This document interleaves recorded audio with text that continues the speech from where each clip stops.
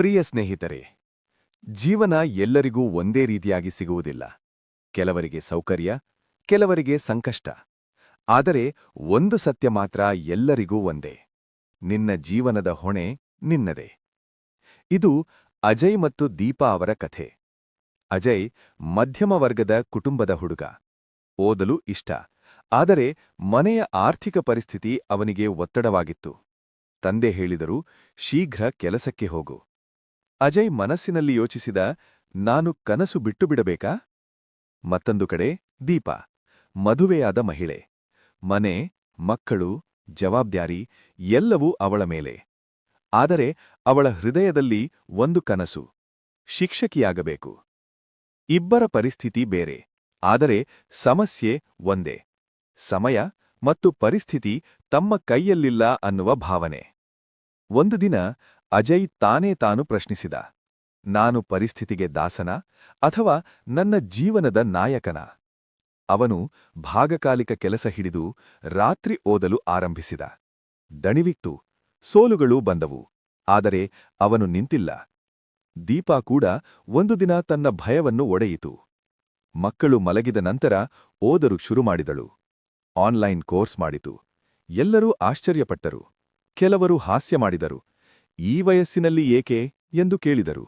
ಆದರೆ ಅವಳು ನಗುತ್ತಾ ಉತ್ತರಿಸಿದಳು, ಕನಸುಗಳಿಗೆ ವಯಸ್ಸಿಲ್ಲ. ವರ್ಷಗಳು ಕಳೆದವು. ಅಜಯ್ ತನ್ನ ಕನಸಿನ ಉದ್ಯೋಗವನ್ನು ಪಡೆದ. ದೀಪಾ ಶಿಕ್ಷಕಿಯಾಗಿ ನೂರಾರು ಮಕ್ಕಳಿಗೆ ಪ್ರೇರಣೆ ನೀಡಿದಳು. ಸ್ನೇಹಿತರೆ, ಈ ಕಥೆಯಲ್ಲಿ ದೊಡ್ಡ ಅದ್ಭುತ ಏನೂ ಇಲ್ಲ. ಅದ್ಭುತವೇನೆಂದ್ರೆ, ಅವರು ಪರಿಸ್ಥಿತಿಯನ್ನು ದೋಷಾರೋಪಣೆ ಮಾಡಿಲ್ಲ. ಅವರೊಂದು ನಿರ್ಧಾರ ತೆಗೆದುಕೊಂಡರು. ಪುರುಷರಾಗಲಿ ಮಹಿಳೆಯರಾಗಲಿ, ಸಮಸ್ಯೆಗಳು ಎಲ್ಲರಿಗೂ ಇರುತ್ತವೆ. ಪುರುಷರು ಜವಾಬ್ದಾರಿಗಳ ಒತ್ತಡದಲ್ಲಿ ಮುಳುಗಿರುತ್ತಾರೆ. ಮಹಿಳೆಯರು ಕುಟುಂಬದ ನಿರೀಕ್ಷೆಗಳಲ್ಲಿ ಸಿಲುಕಿರುತ್ತಾರೆ. ಆದರೆ ನೆನಪಿಟ್ಟುಕೊಳ್ಳಿ, ಸಮಸ್ಯೆ ನಿಮ್ಮನ್ನು ಪರೀಕ್ಷಿಸಲು ಬರುತ್ತದೆ, ತಡೆಯಲಲ್ಲ.